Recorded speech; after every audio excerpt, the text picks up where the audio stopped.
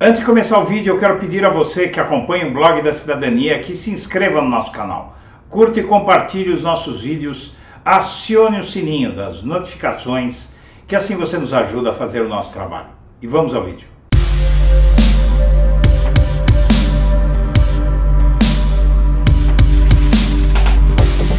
Bom dia, senhoras e senhores. Hoje é 23 de agosto de 2022. São 8 horas da manhã.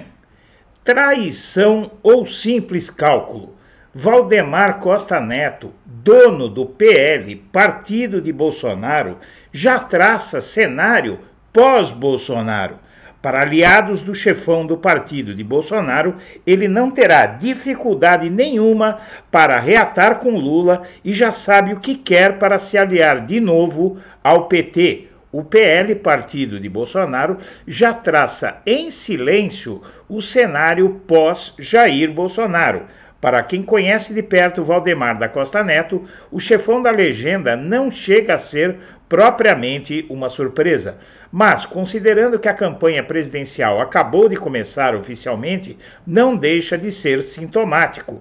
Com Bolsonaro ainda distante de Lula nas pesquisas, Valdemar se move silenciosamente nos bastidores para garantir uma eventual aliança caso Lula vença a eleição. Quando o PT esteve no governo, ele e o PT integraram a primeira fileira da base aliada. Valdemar, vale lembrar, chegou a ser condenado por participação no escândalo do Mensalão. Sob reserva, aliados do chefão do partido de Bolsonaro admitem que ele não implodiu em nenhum momento as pontes com Lula. Se Lula for vencedor, ele vai tentar manter os feudos que conseguiu neste governo, diz uma pessoa próxima a Valdemar. Na era petista, o PL dominava o setor de transportes. Passou com força pelo Ministério dos Transportes e pelo DENIT, o Departamento Nacional de Infraestrutura de Transportes, onde protagonizou alguns escândalos. Já no governo Bolsonaro, o partido ganhou novos feudos, com orçamentos igualmente poupudos. Ele está bem satisfeito com essas posições e, se mudar o governo, não terá problema em se aliar ao Lula. Vai trabalhar para continuar onde está, admite esse aliado, sem sequer ficar vermelho. E o Bolsonaro perdeu no JN.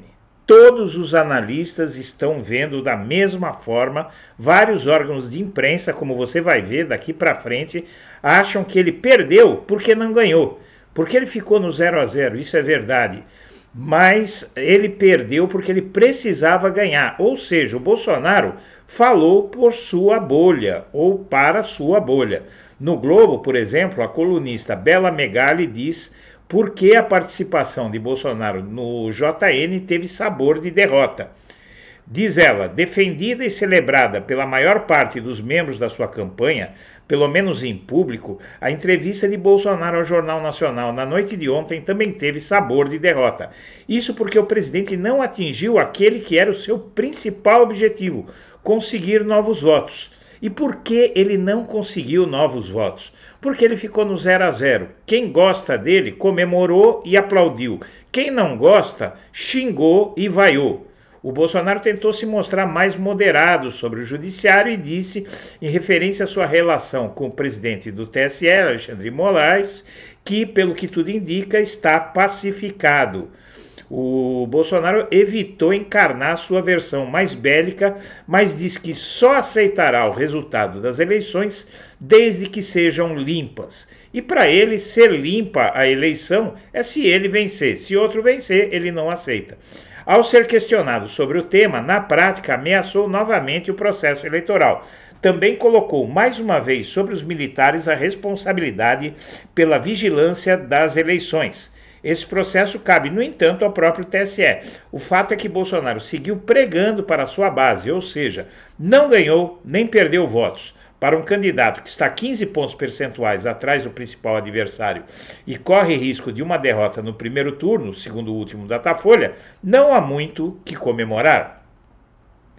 Um candidato nas cordas. Bolsonaro falou para sua bolha, repetiu mentiras e ameaças e não aproveitou a entrevista do JN para convencer os indecisos. Essa é a questão. A entrevista dele ao telejornal mais visto do país tem que ter o objetivo de atrair eleitores que não votam no candidato. Nesse aspecto, o Bolsonaro fracassou. No JN, ele voltou a levantar dúvidas sobre as urnas eletrônicas, defendeu a cloroquina, criticou o IBAMA por ter destruído equipamentos de criminosos ambientais, defendeu como padrão do ministro Ricardo Salles, que chegou a ser investigado pela polícia americana, e negou que tivesse havido o escândalo do MEC, pelo qual Milton Ribeiro foi derrubado. E o pior, manteve sem o compromisso com ameaças às eleições, dizendo que reconhecerá o resultado se essas eleições forem limpas. Só que, mais uma vez, eleição limpa para ele é só se ele vencer. E o Bolsonaro nem perdeu nem ganhou na telinha, diz mais um analista. Por isso, ele perdeu. Falou para seus devotos, beijou a lona algumas vezes, mas levantou-se. Ele beijou a lona, o Bolsonaro. Beijar a lona é um termo do boxe que significa ir a nocaute. E o Bolsonaro foi a nocaute algumas vezes, mas conseguiu continuar na luta porque o Bonner atacou com palavras muito duras, perguntou se ele queria dar golpe, diz que ele debochou de pessoas que estavam morrendo. Então, realmente, o Bolsonaro só agradou na noite de ontem quem vota nele. Desagradou quem não vota, e o eleitorado que não vota que não gosta nem desgosta, certamente não saiu com uma boa impressão do Bolsonaro. E o Bolsonaro no JN, presidenciáveis criticam e aliados comemoram, é a matéria também do Correio Brasiliense. Como se vê, há um consenso de que ele ficou no 0 a 0, e 0 a 0 não interessa para um candidato que está atrás nas pesquisas. Ele precisava vencer de goleada, e o tom de William Bonner e Renata Vasconcelos na entrevista acabou com o Bolsonaro. E o dado que Bolsonaro omitiu ao falar sobre inflação no JN. Eu vou resumir para você, meu caro espectador, para poupá-lo de uma leitura longa e técnica dessa matéria da Veja.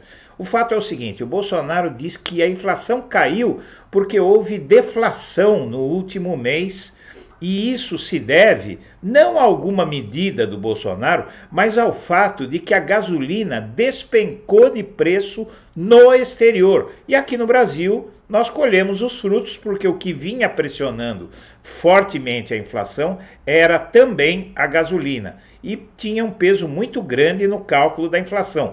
Como a gasolina despencou de preço no exterior, aqui no Brasil também a inflação teve um forte recuo. Mas isso não foi mérito de Bolsonaro, apesar de ele ter tentado capitalizar. E Anitta traduz a cola na mão de Bolsonaro durante o JN. Roubar a obra do Lula. A cantora ironizou o presidente que participou nesta segunda-feira de sabatina na TV Globo. Ela publicou essa imagem de uma suposta mão do Bolsonaro.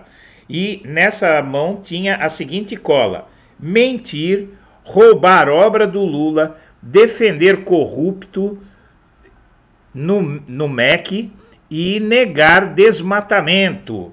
Essa foi a ironia divertida e inteligente da Anitta. A cantora Anitta, apoiadora do Lula, traduziu a cola na mão de Bolsonaro usada durante a entrevista ao Jornal Nacional da TV Globo.